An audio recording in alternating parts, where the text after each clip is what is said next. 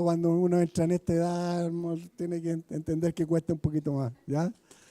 Bien, ahí creo que estamos. Enrique, te dejo. Gracias, hermano Julio. Buenas tardes, hermanos. Bueno, agradezco la oportunidad de poder estar compartiendo con ustedes este tiempo. Y bueno, contento de estar mirándole a cada uno de ustedes en esta mañana, esta tarde ya, como le dije. Y bueno, sabemos que estamos en el mes de misiones, ya estamos terminando este mes. Y durante los domingos anteriores ha estado haciendo énfasis a lo que en sí las misiones, lo que implica, lo que significa. Y hoy día no va a ser la excepción. El pastor me pidió que pudiese estar compartiendo un tema con respecto a este tema que estamos viendo durante todo este mes. La semana pasada tuvimos la visita del hermano José Luis y él estuvo compartiendo también un hermoso mensaje donde nos desafiaba, ¿cierto?, a ser parte de lo que Dios quiere hacer con su iglesia en cuanto a las misiones. Y hoy día quiero compartir con ustedes algo que en realidad a veces por parte de los mismos, de nosotros mismos, me incluyo, ¿no?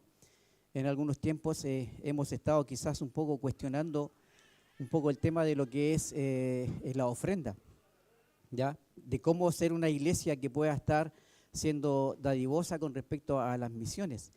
Y vamos a ver un pasaje en esta tarde ya. Ya el pasaje se leyó en el devocional, ahí en el libro de Filipenses. Y quise escoger este libro del libro de Filipenses porque, si bien es cierto, el tema principal no es en sí la ofrenda, en realidad es parte, pero este libro hace referencia al gozo, al regocijarse en el Señor, al contentamiento. Y el apóstol Pablo está compartiendo esta carta con la iglesia allí en Filipos.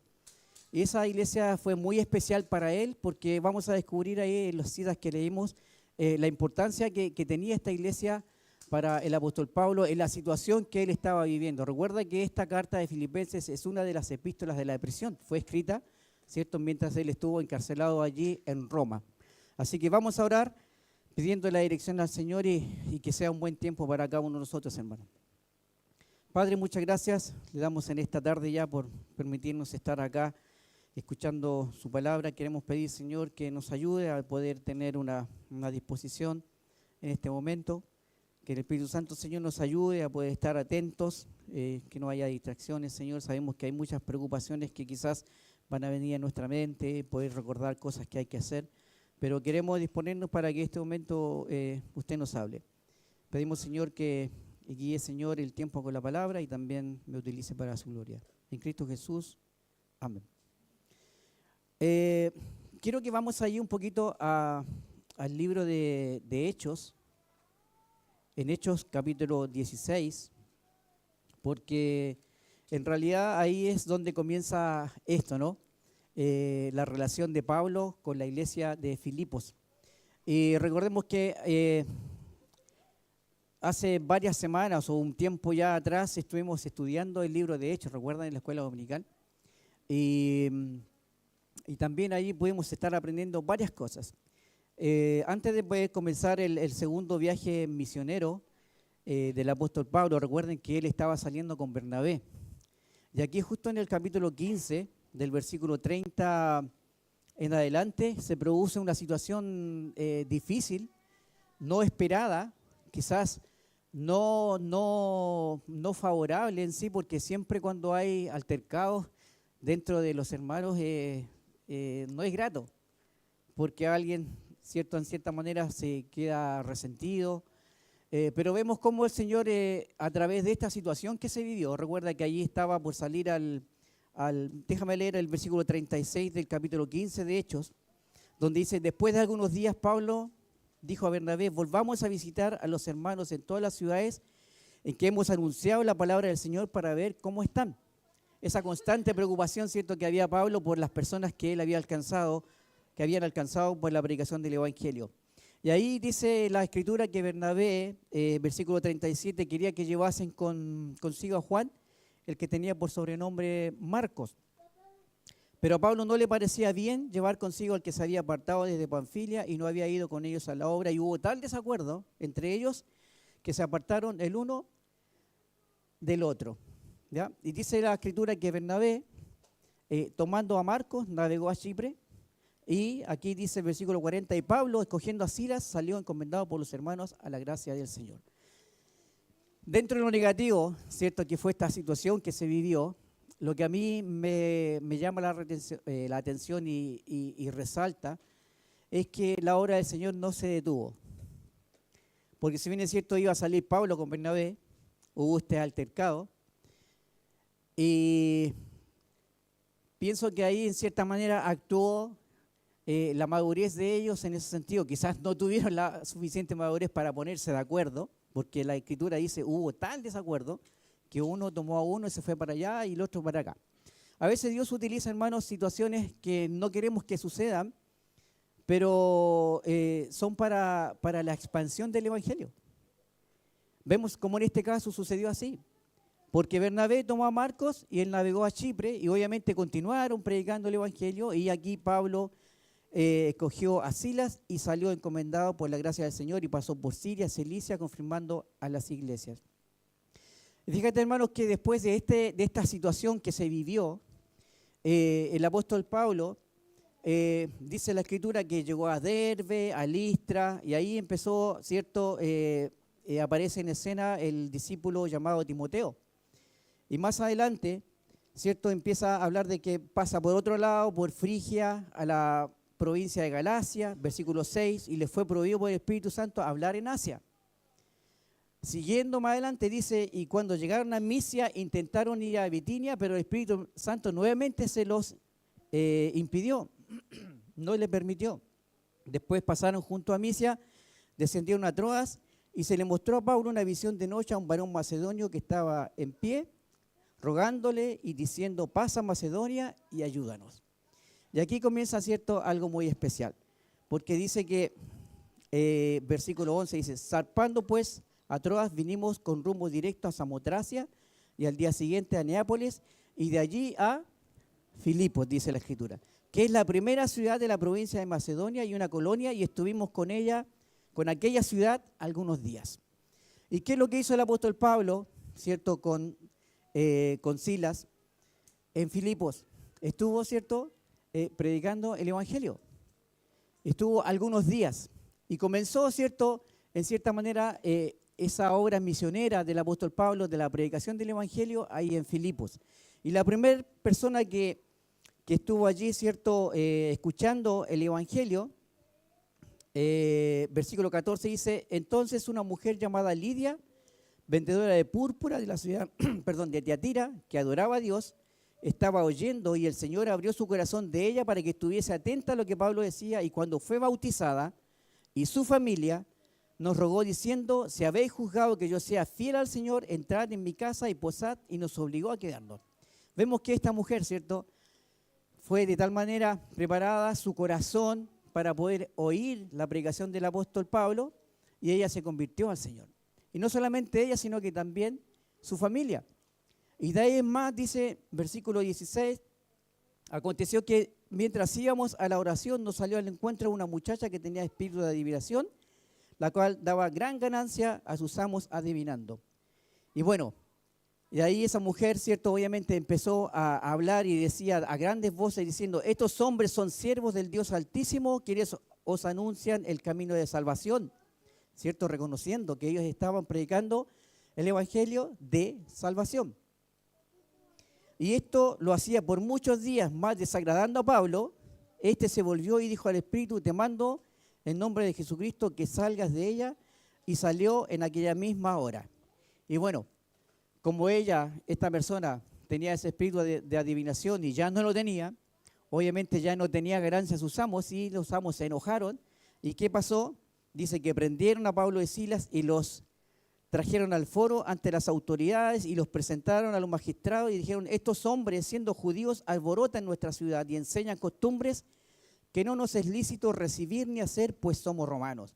Y se agolpó el pueblo contra ellos y los magistrados, rasgándoles las ropas, ordenaron azotarles con vara y después de haberles azotado mucho, los echaron en la cárcel, mandando al carcelero que lo guardase con seguridad. No solamente se predicó el evangelio a Lidia y a su familia, sino que también vemos otro personaje que aparece acá, que es el carcelero. Y nosotros sabemos, ¿no? Quiero avanzar un poquito más rápido, donde llegó la situación en que Pablo y Silas estaban, ¿qué estaban haciendo mientras estaban en la cárcel? Estaban cantando, ¿cierto? Estaban cantando a Dios. Y dice que hubo, ¿cierto? En cierta manera se empezaron a ver un gran terremoto, dice, de tal manera que los cimientos de la cárcel se sacudían y al instante se abrieron todas las puertas y las cadenas de todos se soltaron. Y despertando el carcelero, viendo abiertas las puertas de la cárcel, sacó la espada y se iba a matar pensando que los presos habían huido. Mas Pablo clamó a gran voz diciendo, no te hagas ningún mal, pues todos estamos aquí. Entonces, pidiendo luz, se precipitó adentro y temblando se postró a los pies de Pablo y Silas y sacándoles les dijo, señores, ¿qué debo hacer para ser salvo? Es impresionante cómo Dios va guiando al apóstol Pablo. Recuerda que quería ir para allá y el Espíritu le dijo que no. Vamos para otro lado, no se lo permitió. Y entró, ¿cierto?, en la primera ciudad de Macedonia, que era Filipos, y se encuentra con esto, ¿no? El camino, el terreno listo, ¿cierto?, para poder estar sembrando la palabra de Dios y que diese su fruto. Y aquí vemos, ¿cierto?, cómo van sucediendo cosas. De tal manera que el carcelero le dice, ¿qué debo hacer para ser salvo? Y ellos le dijeron, cree en el Señor Jesucristo y serás salvo tú y tu casa. Y le hablaron la palabra del Señor a él y todos los que estaban en su casa. Y él tomándolos aquella misma hora de la noche, haciendo mención que estaba ahí en la cárcel, dice que le lavó las heridas, enseguida se bautizó él con todos los suyos. Y llevándolos a su casa les puso a la mesa y se regocijó con toda su casa de haber creído a Dios. Versículo 40 dice, entonces saliendo de la cárcel entraron en casa de Lidia, ¿recuerdan? La primera que se convirtió, y habiendo visto a los hermanos los consolaron y se fueron. No sé cuántos días pasaron, solamente la escritura dice que estuvieron algunos días, pero estuvieron en ese lugar compartiendo el evangelio y allí, ¿cierto?, que es un testimonio de la obra de Dios en la vida de las personas, corazones, ¿cierto?, vidas transformadas. Y ahora vamos directamente acá al libro de Filipenses, donde el apóstol Pablo está escribiendo esta carta desde la cárcel. Y les dice ahí en el capítulo 1, verso 1, Pablo y Timoteo, siervos de Jesucristo, a todos los santos en Cristo Jesús, que están, ¿dónde? En Filipos. Que están en Filipos. Y esto es importante, hermanos, porque nos muestra que obviamente ya pasó un tiempo, porque él dirige esta carta a todos los santos que están ahí en Filipos con los obispos y diáconos. O sea, ya está establecida la iglesia con un liderazgo. Había crecido. No sé cuántos años habían pasado. Algunos dicen como 10 años aproximadamente. Pero ya la iglesia estaba formada. Pero fue el inicio, ¿cierto?, a través de la predicación del apóstol allí. Y esto es importante, hermanos, porque el apóstol Pablo tenía un especial cariño con ellos, no solamente con los de Filipos, sino que también en Tesalonicenses, en Colosas también, en Éfeso. Y versículo 9 habla sobre, versículo 8 está expresando el apóstol Pablo esa tremenda simpatía, cariño, empatía que tenía con los hermanos allá, porque dice, porque Dios me es testigo de cómo os amo a todos vosotros con el entrañable amor de Jesucristo. Y esto pido en oración, que vuestro amor abunde aún más y más en ciencia y en todo conocimiento. Versículo 12 del capítulo 2 habla sobre algunas cosas también y exhortaciones. Dice, por tanto, amados míos, como siempre habéis obedecido, no como en mi presencia solamente, sino mucho más ahora en mi ausencia, ocupaos en vuestra salvación con temor y temblor, porque el Dios es el que produce en vosotros así el querer como el hacer por su buena voluntad. Y bueno, ahora yo quiero después de tener este contexto, un poquito cómo ha sido, recordar que la carta del libro de Filipenses es una carta del gozo, es una carta del regocijo, es una carta del contentamiento. Y vemos cómo Dios en su providencia ha sido tan fiel con la persona del apóstol Pablo que él ha sido bendecido a través de la iglesia en Filipos. Y vemos que ahora al finalizar la carta, el apóstol Pablo hace mención. Les hace mención y vamos a desarrollar juntos aquí desde el versículo 10 en adelante. Vamos a hablar sobre una iglesia generosa. Una iglesia generosa y un Dios proveedor. La iglesia de Filipos, una iglesia generosa con un Dios proveedor. Hermanos, como mencioné al principio, a veces el tema de la generosidad es uno de los temas bien tratados y bastante tratados en la Biblia, pero también uno de los más rechazados de la Biblia por parte de los creyentes, porque se cuestiona muchas veces el hecho de poder estar dando dinero. Y hoy en día también, ¿cierto? Vemos que a través de las predicaciones, de las reformas que se han hecho en algunas iglesias, ¿cierto? Están enfocados solamente, ¿cierto?, en la parte económica. Pero bueno, vamos a apuntar un poquito a algo importante. Charles Spurgeon, él dentro de todas sus frases también que él que compartió, dice que para algunos cristianos la última parte de su naturaleza pecaminosa en santificarse son sus bolsillos. En el proceso de santificación que Dios tiene sobre nuestra vida, la última parte que se santifica en cierta manera son sus bolsillos. De una manera quizás parafraseando algo, la idea en sí, ¿no? No es que Dios vaya a santificar nuestros pantalones y los bolsillos lo que hay adentro. Hay una conexión muy directa en cuanto a nuestras afecciones y convicciones y la manera como manejamos nuestros recursos financieros. ¿Por qué menciono esto, hermano? Porque la manera como tú y yo administramos los recursos que Dios nos da va a hablar mucho de nosotros mismos. ¿Se entiende? Cómo tú y yo administremos los recursos que Dios nos da va a hablar de nuestra persona. Y para los filipenses, sin duda, esto era un tema del cual ellos estaban totalmente aprobados. Ellos estaban sometidos a Dios. Eran un ejemplo de generosidad. Eran un ejemplo de generosidad. Estos hermanos realizaban ofrendas de una manera sacrificial, porque había una gran hambre en aquella época en Macedonia. Después vamos a ir al libro de 2 Corintios capítulo 8, donde ellos fueron parte de una ofrenda que se hicieron, la colecta que le llamaban, y ellos rogaron ser parte de esa ofrenda. Ellos tenían un corazón tan grande, tan generoso, porque entendían de que Dios es el que estaba, ¿cierto?, obrando sus vidas, de que Dios estaba proveyéndoles también. Y eso provocaba, ¿cierto?, una inmensa gratitud, lo cual ellos tenían la oportunidad de ofrendar, lo hacían. Hermanos, y ellos lo hicieron por más de 10 años a través de la vida del apóstol Pablo. Dice, lo habían apoyado financieramente en muchas ocasiones, pero por alguna u otra situación ellos habían perdido contacto hasta que se enteraron que estaba preso en Roma. Y ahí mandaron, ¿cierto?, a un hermano, miembro de la iglesia allá en Filipos, que se llamaba Epafrodito. Fíjate, hermanos, en aquella época no habían estos autos que tenemos hoy en día, no había metro, no había avión. El medio de transporte era de otra manera, ¿cierto? Sabemos cuál era. Caminaban mucho, utilizaban quizás animales también, pero la mayoría de ellos, ¿cierto?, caminaban. Y Epafrodito, el apóstol Pablo lo define ahí también, lo vamos a ir leyendo más adelante, pero me voy a adelantar diciendo de que él era un ministrador de las necesidades del apóstol Pablo. Y él, ¿cierto?, estaba a cargo de poder llevar una donación, una ofrenda de la iglesia cuando se enteró que Pablo estaba en Roma. Fíjate que él recorrió una distancia, eran 800 millas, saqué la equivalencia, eran 1.200, un poquito más de 1.200 kilómetros de distancia.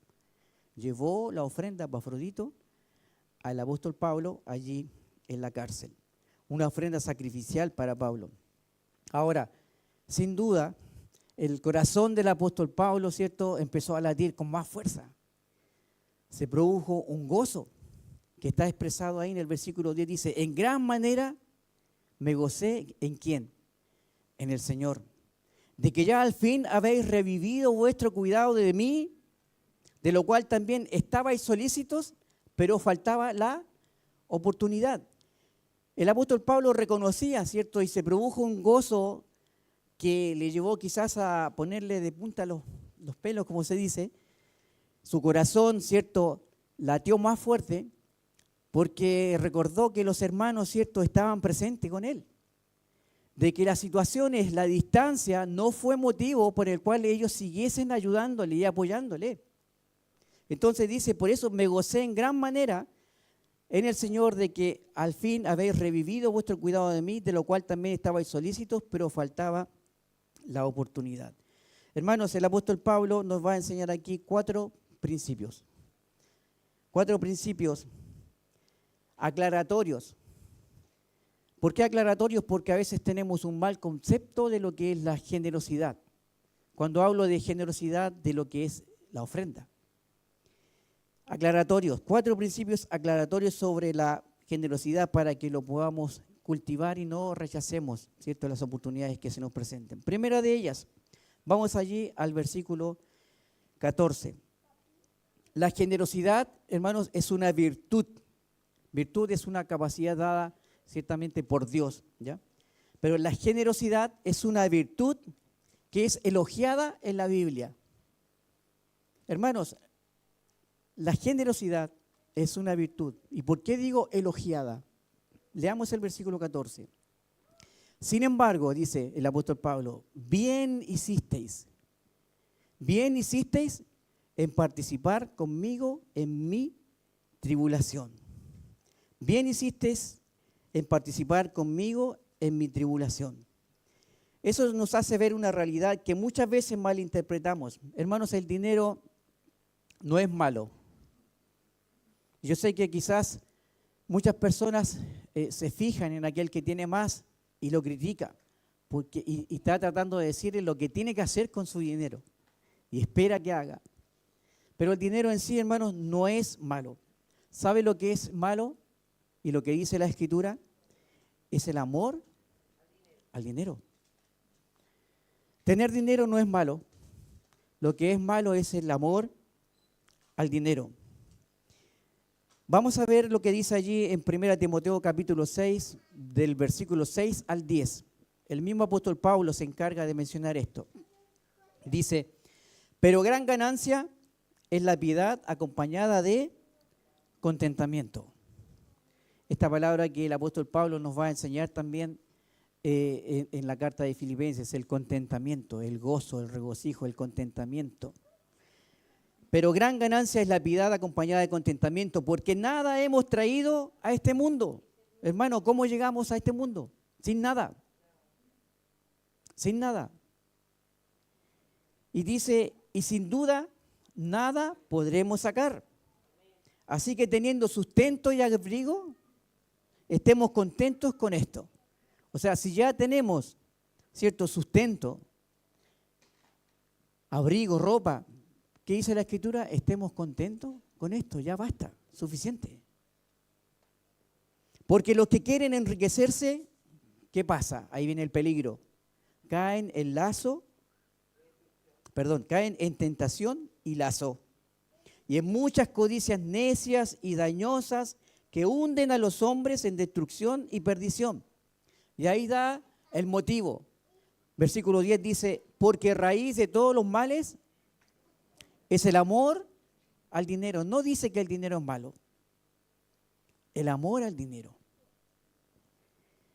El cual, codiciando algunos, se extraviaron de la fe. Fíjate, hermanos, el efecto que tiene eso y el peligro.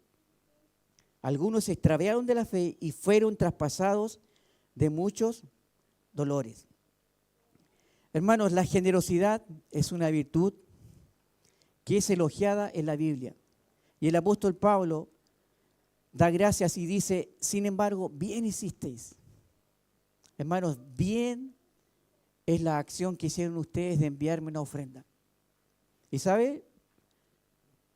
¿Por qué? Porque el apóstol Pablo está interesado en acumular, en guardar. No, el versículo 11 dice, no lo digo porque tenga escasez, pues he aprendido a contentarme. ¿Qué significa el contentamiento? Hermanos, lo ilustro así. Hay creyentes, lo leí, ¿no? Lo voy a mencionar tal cual. Hay creyentes que son como ¿cuánto se llama? Lo que mide la temperatura, termómetro, ¿cierto? Que el termómetro está así, sube y baja. Por ejemplo, ahora mi señora tenía 15,10. Después ahora tomó limón y le bajó a 4, no sé. Pero el termómetro tiene esa función, ¿no? De poder solamente indicar en la parte exterior, sube y baja, sube y baja. A diferencia del termostato, que el termostato, ¿cierto?, mide y equilibra desde el interior lo exterior. Por ejemplo, los vehículos, ¿cierto? A altas temperaturas el termostato se abre para que entre el agua y el radiador y coloque la temperatura y la tenga fija. Menciono esto porque el apóstol Pablo había experimentado tantas cosas en su vida. Él cuando recibió al Señor allí, cuando lo conoció en camino a Damasco, él no aprendió sobre el contentamiento. Pero él a través de las situaciones que fue viviendo, ¿cierto? Él aprendió el contentamiento. Y él dice, ¿sabe qué? Hermanos, bien hicieron en participar conmigo. Y no lo digo porque tenga escasez, pues he aprendido a contentarme cualquiera sea mi situación. Sé vivir humildemente, sé tener abundancia, en todo y por todo estoy enseñado, así para estar saciado como para tener hambre, así para tener abundancia como para padecer necesidad. ¿Y sabe la frase que tenía el apóstol Pablo? Decía, todo lo puedo en Cristo que me fortalece. Cualquiera sea mi situación, he aprendido a contentarme. ¿Por qué? Porque todo lo puedo en Cristo. Todo lo puedo en Cristo. Entonces, la generosidad es una virtud y es, bueno, hermanos, ser agradecidos. Y el apóstol Pablo fue agradecido. Bien hiciste en participar conmigo en mi tribulación. Por tanto, dice, yo como creyente, y tú, hermano, y tú, hermana, debemos buscar tener un corazón generoso. Porque es algo que la Biblia alienta y que Dios honra. Y nosotros, ¿qué tenemos que hacer? Nosotros no debemos rechazar aquellas cosas que Dios honra, sino todo lo contrario, abrazarlas. Dios honra al que le honra. Y ser generoso honra a Dios en primer lugar. Entonces, fíjate que no solamente la generosidad es una virtud que se elogia en la Biblia, sino que la generosidad es parte esencial de mi adoración a Dios. La generosidad, mi generosidad, es parte esencial de mi adoración a Dios. Versículo 18. Me voy a saltar un versículo más que nada por la forma en que estoy exponiendo. Pero versículo 18 dice lo siguiente. Bueno, habla de una de las cosas que rechazamos, es porque nosotros no entendemos la prioridad de la generación, de la generosidad que nosotros damos, ¿cierto? Dice el versículo 18, pero todo lo he recibido y tengo por abundancia y estoy lleno, habiendo recibido ¿de quién? De Epafrodito, ¿recuerdan? Habiendo recibido de Epafrodito lo que enviasteis. Y fíjate qué fue lo que envió. ¿Cómo lo describe el apóstol Pablo? Esa generosidad práctica de la iglesia de Filipos a través de el envío y acudir 1200 kilómetros de Epafrodito para llegar a la cárcel y entregarle al apóstol Pablo, ¿sabe? Dice que esa generosidad es parte esencial de nuestra adoración a Dios. Porque está diciendo allí, lo que enviaste, dice, olor fragante, sacrificio acepto, agradable a Dios. Olor fragante, sacrificio acepto, agradable a Dios. Hermanos, estos términos nosotros los podemos asociar, asimilar a términos del Antiguo Testamento, ¿no? Cuando se hacían sacrificios, cuando venía el sacerdote, ¿cierto?, a realizar la adoración. Un sacrificio, ¿cierto?, grato, acepto delante de la presencia de Dios, un olor fragante, como lo describe aquí el apóstol Pablo, sacrificio aceptado por Dios, agradable a Dios. La generosidad, hermanos, es parte esencial de nuestra adoración a Dios. Y así debemos considerarla. Se usa también en el Nuevo Testamento para describir la ofrenda que hizo Cristo por medio de sí mismo por nuestros pecados. Efesios capítulo 5, versículo 2 dice, y andad en amor, como Cristo también, dice, nos amó y se entregó por nosotros. Fue una ofrenda a Dios. Y dice, ofrenda y sacrificio ¿a quién? A Dios. En olor fragante. Así como lo hizo con los sacrificios del Antiguo Testamento el Señor, en nuestra ofrenda ve más allá la sinceridad de nuestro corazón. Y eso es lo que está viendo Dios cuando nosotros mostramos nuestra generosidad. Dios está mirando nuestro corazón, no está mirando la cantidad. Y hay pasajes claros en la Biblia que hacen alusión directa a lo que estoy mencionando.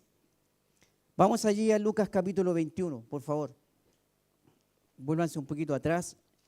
Ahí en Lucas capítulo 21 hay un relato de la ofrenda de la viuda, donde dice, levantando los ojos vio a los ricos que echaban sus ofrendas en el arca de las ofrendas y vio también a una viuda.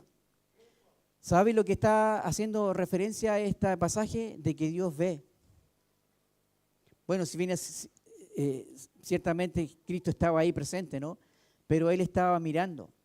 Y Él miraba, ¿cierto?, a los ricos que venían y echaban sus ofrendas en el arca de las ofrendas y también vio a una viuda muy pobre. Aquí hace referencia, ¿no?, de que habían ricos, tenían mucho, y había una viuda, ¿cierto?, muy pobre, que echaba allí 2 blancas. Y dijo, en verdad os digo que esta viuda pobre echó más que todos, porque todos aquellos echaron para las ofrendas de Dios de lo que les sobra. Mas esta de su pobreza echó todo el sustento que tenía. Hermanos, aquí no es un tema de cantidad, es un tema de corazón. Y es lo que Dios mira. Entonces, la generosidad, hermanos, es parte esencial de mi adoración a Dios, de tu adoración a Dios. Otra cita, hermanos, que es importante también, 2 Samuel. Estuve leyendo este pasaje y la verdad es un pasaje complicado, o sea, triste. Estaba David, 2 Samuel, ¿dónde está? Se me pasó. Acá está. 2 Samuel capítulo 24. Allí en el capítulo 24 hace referencia de los 3 días de la peste, ¿ya?, que Dios hizo. Pero fue una situación especial porque se encendió la ira de Dios contra Israel e incitó a David contra ellos a que dijese, ve, haz un censo sobre Israel. Bueno, se hizo el censo, se contó a todas las personas que habían. Y allí en el versículo 21 al 24 dice, déjame leer un poquito para entender. Dice, ve y di a David, versículo 12, así ha dicho Jehová, 3 cosas te ofrezco, tú escogerás una de ellas para que yo la haga. Vino pues Gad a David y se lo hizo saber y le dijo, ¿quieres que te vengan 7 años de hambre en tu tierra? ¿O que huyas 3 meses delante de tus enemigos y que te persigan, y que ellos te persigan? ¿O que 3 días haya peste en tu tierra? Piénsalo ahora y mira que responderé al que me ha enviado. Entonces David dijo a Gad, en grande angustia estoy, caigamos ahora en manos de Jehová, porque sus misericordias son muchas, mas no caiga yo en manos de hombres. Y Jehová envió la peste sobre Israel desde la mañana hasta el tiempo señalado, y murieron del pueblo desde Dan hasta Beerseba 70,000 hombres. Y cuando el ángel extendió su mano sobre Jerusalén para destruirla, Jehová se arrepintió de aquel mal y dijo al ángel que destruir al pueblo, basta ahora, detén tu mano. Y el ángel de Jehová estaba junto a la era de Arauna Jebuseo. Y David dijo a Jehová, cuando vio al ángel que destruía al pueblo, yo pequé, yo hice la maldad. ¿Qué hicieron estas ovejas? Te ruego que tu mano se vuelva contra mí y contra la casa de mi padre. Déjame leerte ahí el versículo 18 en adelante. Y Gad vino a David aquel día y le dijo, sube y levanta un altar a Jehová en la era de Arauna Jebuseo. Y subió David conforme al dicho de Gad, según había mandado Jehová. Y Arauna miró y vio al rey y a sus siervos que venían hacia él. Saliendo entonces Arauna se inclinó delante del rey rostro a tierra. Y Arauna dijo, ¿por qué viene a mi señor el rey a su siervo? Y David respondió, para comprar de ti, fíjate la acción, para comprar de ti la era a fin de edificar un altar a Jehová, para que cese la mortandad del pueblo. Y Arauna dijo a David, tome y ofrezca a mi señor el rey lo que bien le pareciere. He aquí bueyes para el holocausto y los trillos y los yugos de los bueyes para la leña. Todo esto, oh rey, Arauna lo da al rey. Luego dijo Arauna al rey, Jehová tu Dios te sea propicio. Y el rey David le dijo a Arauna, no, sino por precio te lo compraré, porque no ofreceré a Jehová mi Dios holocausto que no me cueste nada. Entonces David compró la era y los bueyes por 50 siclos de plata y edificó allí David un altar y sacrificó holocausto y ofrendas de paz, y Jehová oyó las súplicas de la tierra y cesó la plaga en Israel. ¿Por qué leo este pasaje, hermanos? Porque aquí David estaba viviendo una situación especial, pero Dios se agradó en cierta manera de la adoración que él quería brindar, ¿cierto? Por la generosidad. Aquí Gad quería regalarle a David para que ofreciese sacrificio y él dijo, no, porque no voy a ofrecer sacrificio que no me cueste. Y Dios se agradó de eso. Entonces, hermanos, la generosidad, tal como lo estamos viendo acá, es parte esencial de nuestra adoración a Dios. Estamos adorando a nuestro Dios en primer lugar. Tercero, la generosidad es de mayor provecho para el dador que para el receptor. ¿Se entiende? La generosidad es de mayor provecho para el dador que para el receptor. Versículo 17 dice de Filipenses, no es que busque dádivas. En el versículo 11 estaba diciendo, dice, no lo digo porque tenga escasez. No es que busque dádivas de ustedes, sino que busco fruto que abunde en vuestra cuenta. Busco fruto que abunde en vuestra cuenta. La generosidad de los filipenses trajo gozo a Pablo, no por su propio beneficio material personal, sino por el beneficio espiritual de ellos. Vamos a leer algunos versículos, hermanos, para poder complementar esto. En Proverbios capítulo 11,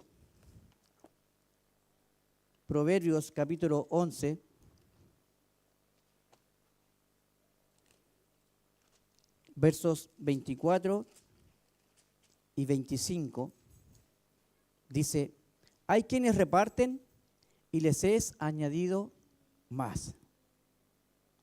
Hay quienes dan y les es añadido más. ¿Se entiende, hermano, lo que el apóstol Pablo estaba diciendo?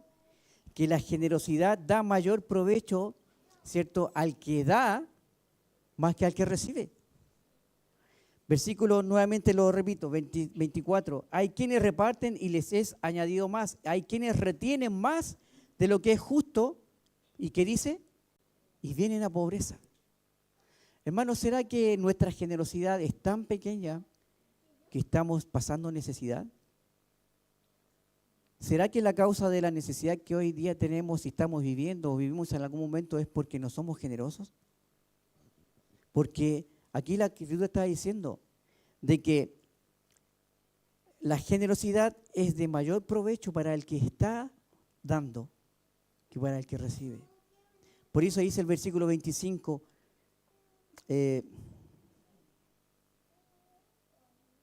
alma generosa será prosperada y el que saciare, él también será saciado. Segunda Corintios, capítulo 9. Segunda de Corintios, capítulo 9, versos 6 y 7.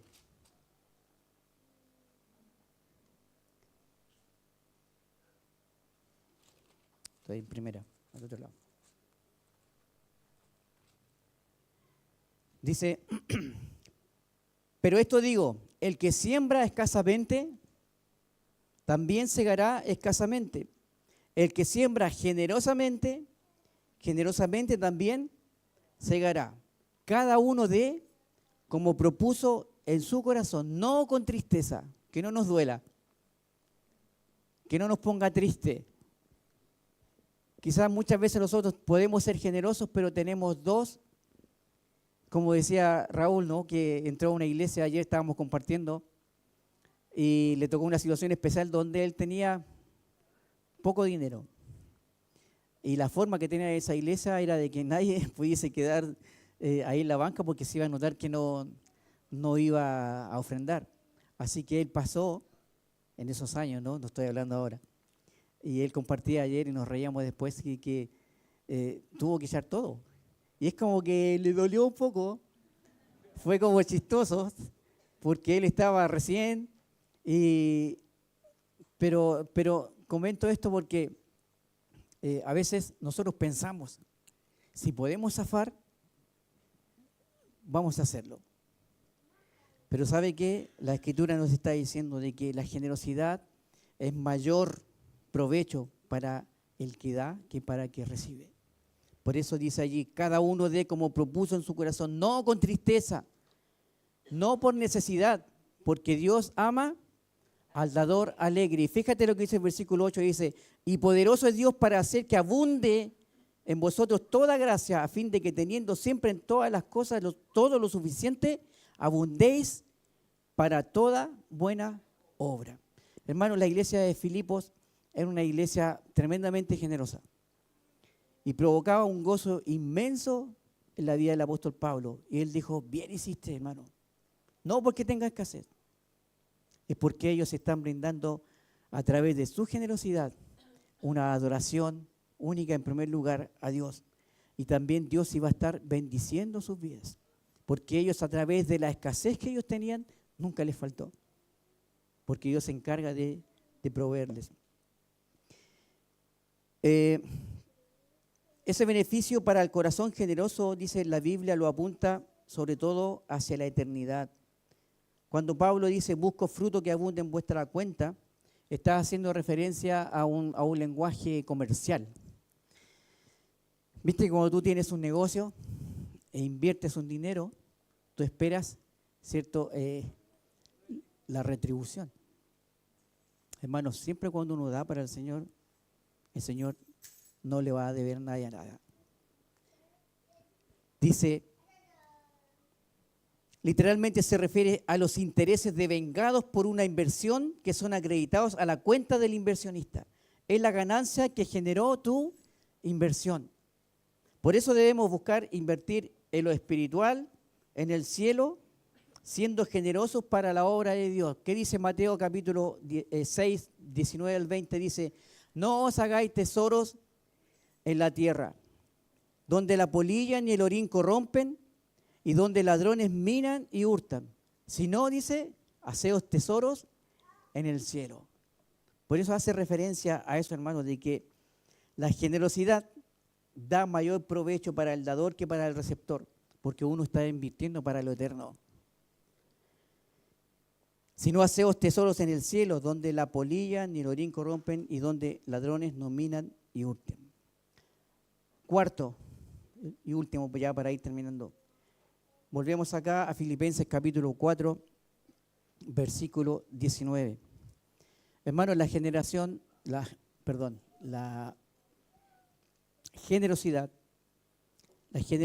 es premiada. La generosidad es premiada. Versículo 19 dice, mi Dios pues, suplirá todo lo que os falta. La viuda entregó 2, se quedó así, pero Dios fue el que estuvo sosteniéndole. Dios le proveyó para sus necesidades. Mi Dios pues suplirá todo lo que os falta conforme, dice, a sus riquezas en gloria, en Cristo Jesús. La confianza que podemos tener si eres generoso con Dios, que Él va a suplir de acuerdo a sus riquezas en gloria, no aquí, en la gloria, a través de Cristo Jesús. Para todos los cristianos, todas las necesidades se satisfacen en la persona de Cristo. Somos plenos en la persona de Cristo. Somos satisfechos en la persona de Cristo. Él es nuestro principio, Él es nuestro fin. Todas las cosas nos llegan en Él y por Él. La generosidad, hermano, es premiada. Dice, mi Dios pues suplirá. Y el apóstol Pablo estaba muy contento. Mucho me gocé por lo que me enviaste. Por lo que me enviaste. Y hermanos, este es un mensaje para cada uno de nosotros como individuales acá en la congregación. Para poder examinarnos y ver cómo está nuestra generosidad. La iglesia de Filipos aprendió muy bien eso. Y el apóstol Pablo la muestra a través de su carta aquí en el mismo libro que lleva su nombre, Filipenses, donde ellos tuviesen a través de la situación compleja que vivían, porque ahí es donde quiero ya terminar, en 2 de Corintios capítulo 8. Dice, asimismo, hermanos, os sabemos saber la gracia de Dios que se ha dado a las iglesias de Macedonia, que en grande prueba de tribulación, la abundancia de su gozo y su profunda pobreza abundaron en riquezas de su generosidad. Así que no podemos decir no ofrendo porque no tengo. Siempre va a haber algo. Pero no nos restemos de dar pensando que me va a faltar, porque me va a faltar más. Si somos generosos, dice, Dios va a suplir conforme a sus riquezas nuestras necesidades. Y estamos en Cristo y a través de Él podemos tener todo. Hermanos, que seamos conocidos como una iglesia que es generosa, como una iglesia que no piensa en cuándo dar, en qué momento hacerlo o no, sino que seamos agradecidos de parte de nuestro Dios porque Él, hermanos, va a bendecirnos de tal manera que nada nos va a faltar. La iglesia de Filipos era una iglesia generosa, pero también tenía un Dios proveedor. No nos va a faltar, ni a ti, ni a mí, y que seamos conocidos como iglesia. Sigamos, ¿cierto?, en ese camino, creciendo y conociendo más a nuestro Dios. Vamos a orar, hermanos, y dar gracias. Querido Padre Celestial, queremos agradecerle porque la vida del apóstol Pablo es de tanta bendición para la iglesia hoy en día. No solamente para la iglesia local, sino la iglesia universal. Porque a través de sus enseñanzas, Señor, podemos crecer, podemos ver, Señor, cómo tú fuiste obrando en su vida. Y no solamente en su vida, sino que a través del ministerio que él hizo con vida de personas, en congregaciones, Señor, ellos también pueden seguir creciendo individualmente. Y vemos cómo él muestra el ejemplo de esta iglesia. Que a pesar de tener necesidades y dificultades, Señor, ellos crecieron en su generosidad. Y tú fuiste un Dios proveedor, Señor, nunca les faltó. Ayúdanos, Señor, a nosotros ser sensibles también para poder estar creciendo en esta acción de dar. Porque, Señor, son tantas cosas que tú nos das, nos brindas sin merecerlo. Pedimos, Señor, que tú bendigas esta iglesia, esta congregación y también la obra misionera, no solamente en este lugar, sino fuera de este territorio, y aún más allá lejos, Señor, donde hay personas que están dedicados a compartir el Evangelio. Yo sé que tú estás proveyendo para ellos, Señor, pero qué alegría, Señor, es para ellos recibir ofrendas, generosidad de iglesias que están orando. Y quizás no porque tengan ellos una tremenda necesidad, porque tú dices a través de tu palabra que estás proveyéndoles, le estás cuidando de una u otra manera, Pero gracias, Señor, porque nos das la oportunidad a cada uno de nosotros como iglesia de recibir la bendición. Gracias, Padre, por tu amor, por tu bondad y enséñanos cada día más de tu palabra. Oramos en el nombre de Cristo Jesús. Amén.